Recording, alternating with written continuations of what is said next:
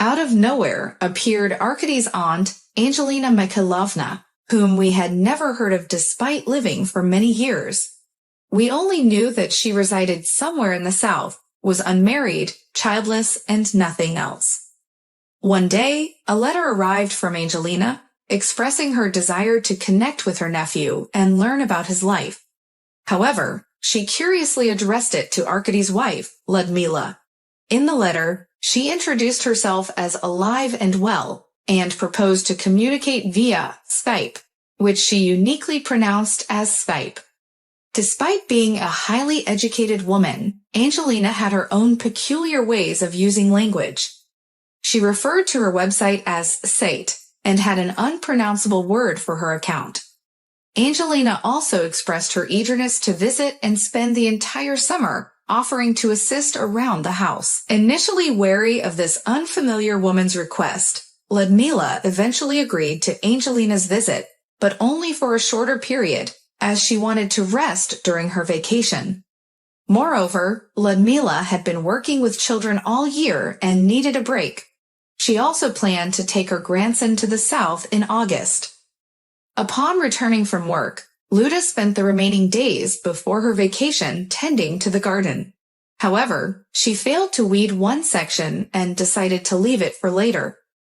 On the first day of her vacation, her aunt arrived, and Luda spent the morning tidying up the house and preparing a room for her relative. She also cooked lunch and dinner, after which she and her husband drove to the city to meet their aunt and purchase groceries. As they waited for the train to arrive, they saw their aunt standing on the platform with her bags, including a bright red suitcase.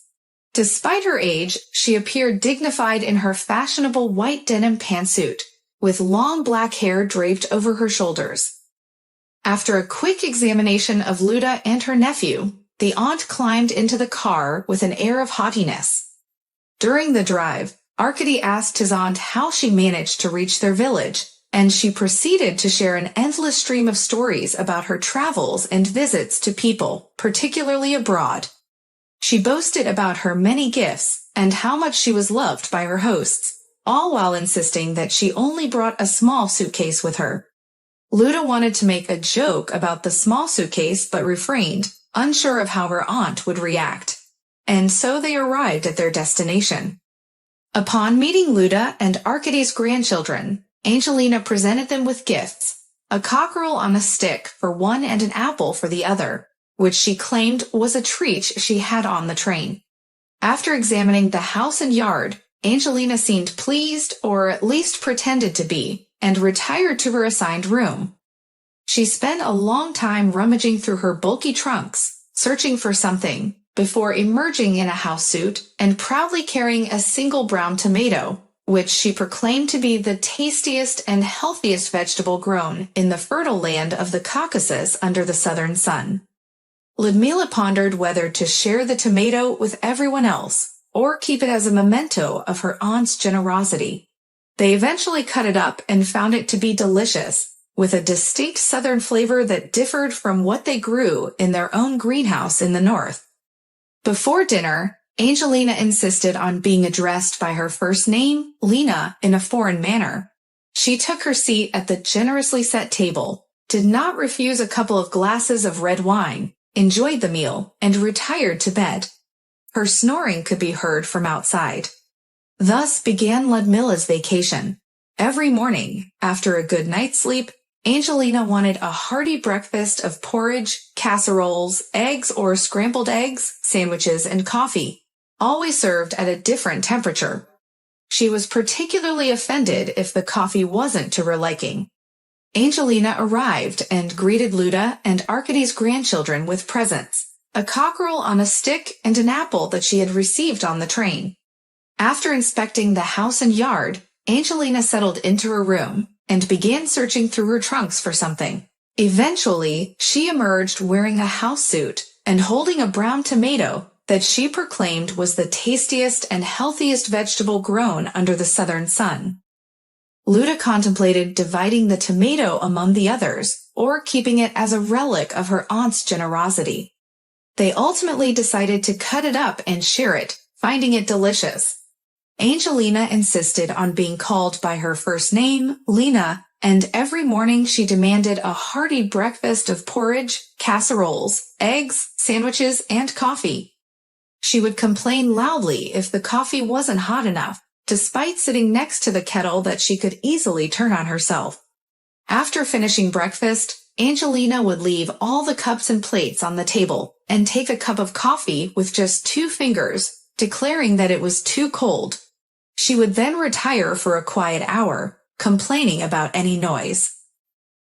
Despite claiming to want to help, Angelina reprimanded Luda for not threshing the carrot bed and wandered around the yard all day, occasionally testing the children's Russian knowledge or venturing outside the plot to the nearby lake.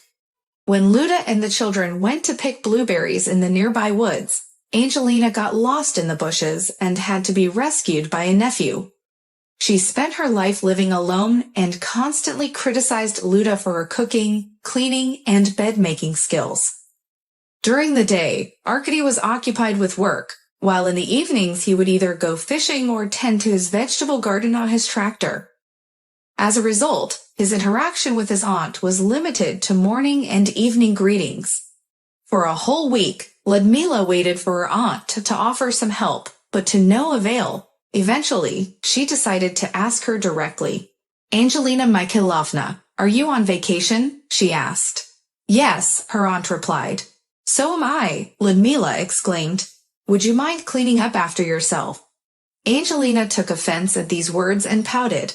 Every night, she would lock her room and make noises, rearranging things from one place to another. She later confessed that she had kept a large sum of money in her room, which she feared would be stolen.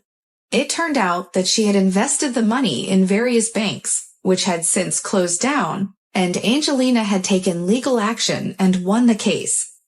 Some of the money was still kept in her trunks, and she named exorbitant amounts that Ludmila and Arkady had never even dreamed of. 2 weeks later, they visited the village where Angelina had spent her youth, and Ludmila stayed with her sister and children. Before the trip, Angelina repeatedly asked if the windows and doors were securely locked and if there was any risk of thieves breaking in. On their way to the village, they stopped at a store in town, but Angelina was taken aback by the prices of the products and quickly ran out of there, complaining of a headache. It was a 5-hour drive. Aunt whined that she was hungry, even though she ate sandwiches and drank tea from a thermos that was in the car. "We had to stop at a roadside cafe. The relative got out of the car right away and went for a walk. There was a lot of different kinds of food in the cafe, and everyone could choose for themselves.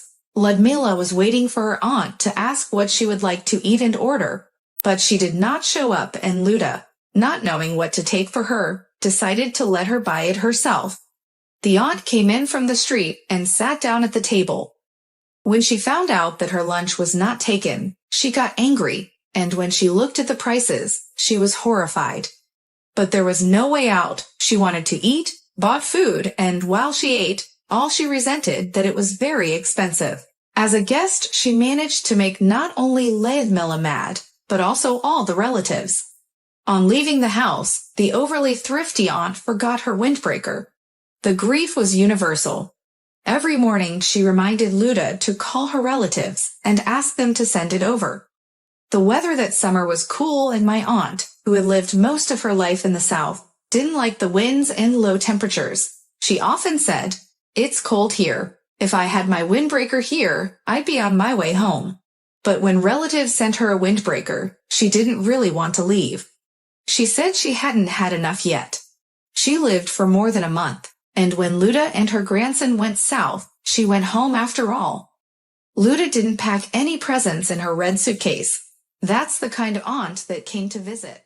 Subscribe to our channel not to miss new interesting life stories. Give us your likes, write your opinion in the comments.